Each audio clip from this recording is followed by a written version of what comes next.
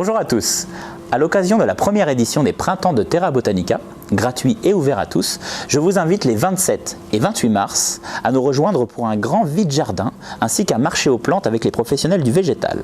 À cette occasion, nous aurons la chance d'avoir une partie de la collection exceptionnelle d'orchidées du Sénat.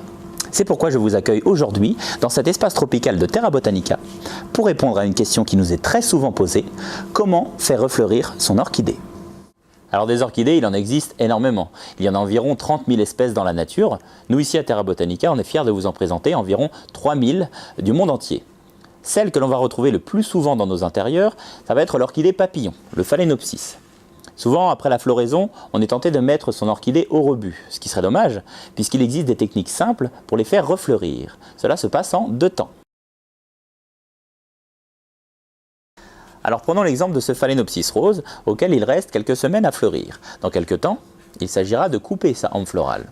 Pour cela, nous avons l'habitude de choisir le 2e ou le 3e nœud. Mais dans le cas présent, la plante nous propose déjà une nouvelle hampe florale. Je choisirai donc de couper 1 cm au-dessus de ce nœud.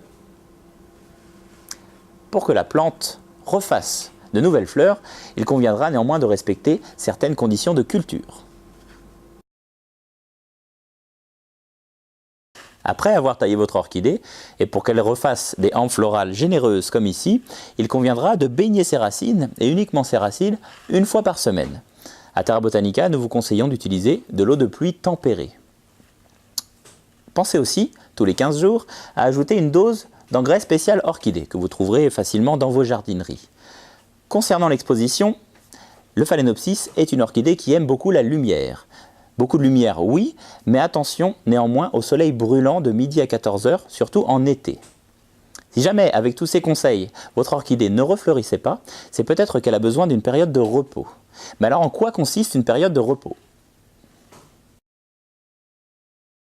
La plupart des plantes produisent des fleurs après une période de repos ou une période de stress. C'est une réaction de reproduction, de survie en somme, puisqu'elles produisent des fleurs qui deviendront des fruits, puis des graines. Ces graines donneront donc de futurs individus et l'espèce sera pérennisée.